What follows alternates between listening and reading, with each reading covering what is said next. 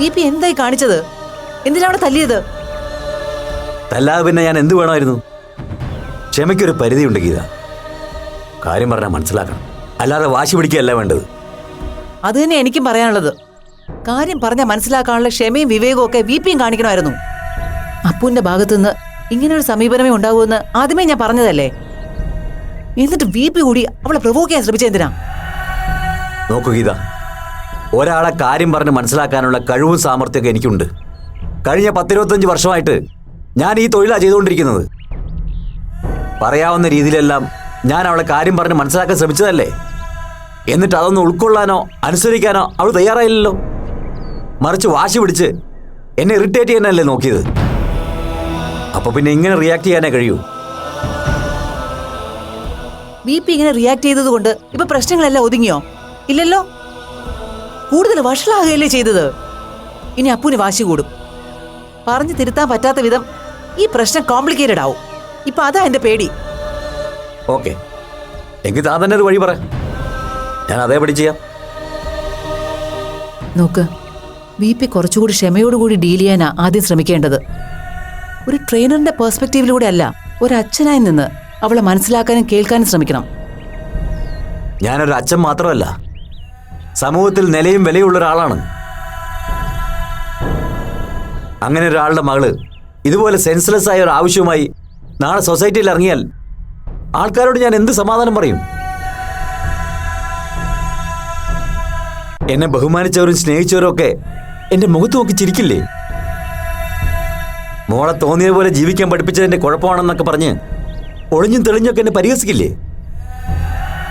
ശരിയാ, വിപിയുടെ ആശങ്കയിലും ഉത്കണ്ഠയിലൊക്കെ ന്യായമുണ്ട്. ഞാനും സമ്മതിക്കുന്നു. പക്ഷേ അപ്പുവിന്റെ ഇഷ്യൂ അവിടം വരെ ഒന്ന് കൊണ്ടുപോകാതെ തന്നെ നമുക്ക് സോൾവ് ചെയ്തൂടെ വിപി? അതിന് സാധിക്കും തന്നെയാ ഇപ്പോഴും എന്റെ വിശ്വാസം. നോക്കൂ വിപി, ക്ലാസ് മുറിയിൽ കുട്ടികളെ ഡീൽ ചെയ്യുന്നത് പോലെ ഒരിക്കലും അപ്പുവിന്റെ കാര്യം ഹാൻഡിൽ ചെയ്യാൻ വിപിക്ക് ആവില്ല. വിപിക്ക് മാത്രമല്ല, എനിക്കും. മാളുവുമായിട്ടുള്ള ഫ്രണ്ട്ഷിപ്പിൽ ഏർപ്പെടുത്തിയ നിയന്ത്രണത്തിന്റെ പേരിലാണ് അപ്പു ഈ സൂയിസൈഡ് അറ്റംപ്റ്റ് നടത്തിയതെന്നായിരുന്നു ഇതറിയുന്നതിന് മുൻപ് വരെയുള്ള നമ്മുടെ ധാരണ.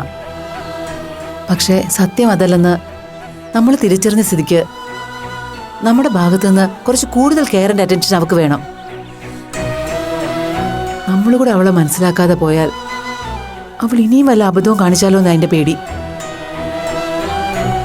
ഒരിക്കൽ പരീക്ഷിച്ച് പരാജയപ്പെടുന്ന കരുതി എപ്പോഴും അങ്ങനെ ആയിക്കൊള്ളണമെന്നില്ലല്ലോ. ഗീത, താൻ പറയുന്നതൊക്കെ എനിക്ക് മനസ്സിലാവുന്നുണ്ട്. മനസ്സിലാവാത്തത് ഒന്നേ ഉള്ളൂ, ഒരു സൂയിസൈഡ് അറ്റംപ്റ്റിന്റെ പേരിൽ അവൾ അവളുടെ ഇഷ്ടത്തിനനുസരിച്ച് ജീവിക്കാൻ വിടണമെന്നാണോ താൻ പറയുന്നത്? നോ, ഒരിക്കലും അല്ല. അപ്പൂനെ ഒരു നിമിഷത്തേക്ക് പോലും അങ്ങനൊരു അവസ്ഥയിൽ കാണാൻ നമുക്കാവില്ലെന്നും അറിയാം. പക്ഷേ ഇവിടെ നമ്മളൊരു അല്പ ക്ഷമയോടെ കാത്തിരുന്നേ പറ്റൂ വിപി. തൽക്കാലം നമ്മളതൊന്നും അറിഞ്ഞില്ലെന്ന് വെക്കാം. നമ്മളതിന് ശ്രമിക്കുമ്പോൾ അപ്പോൾ ഇതൊരു അവസരമായിട്ട് കാണില്ലെന്ന് എന്താ ഉറപ്പ്? അങ്ങനെ ചോദിച്ചാൽ എനിക്ക് മറുപടി പറയാൻ പറ്റില്ല. ഞാനിപ്പോ പറയുന്നത്, അല്ലെങ്കിൽ വിശ്വസിക്കുന്നത്, അവിടെ നമുക്ക് കാര്യങ്ങൾ പറഞ്ഞ് മനസ്സിലാക്കാൻ പറ്റുമെന്ന് തന്നെയാ. അതിന് വിപി കൂടെ മനസ്സ് വെച്ചാലേ പറ്റൂ. ഞാൻ എന്തിനും തയ്യാറാണ്. പക്ഷെ ഒരു കാര്യം ഞാൻ ഇപ്പോഴേ പറയാം, അവളുടെ ഈ ആഗ്രഹം ഒരു രീതിയിലും ഒരു കാലത്തും ഞാൻ അംഗീകരിക്കില്ല. അത് അനുവദിച്ചു കൊടുക്കുകയില്ല. വേണ്ടെന്നേ. ആദ്യം നമുക്ക് ഏതെങ്കിലും ഒരു ഗൈനക്കോളജിസ്റ്റിനെ നേരിട്ട് പോയി കണ്ടാലോ? അവർക്ക് നമ്മളെ പല കാര്യങ്ങളിലും ഗൈഡ് ചെയ്യാൻ പറ്റിയേക്കും. വിപിക്ക് എന്ത് തോന്നുന്നു?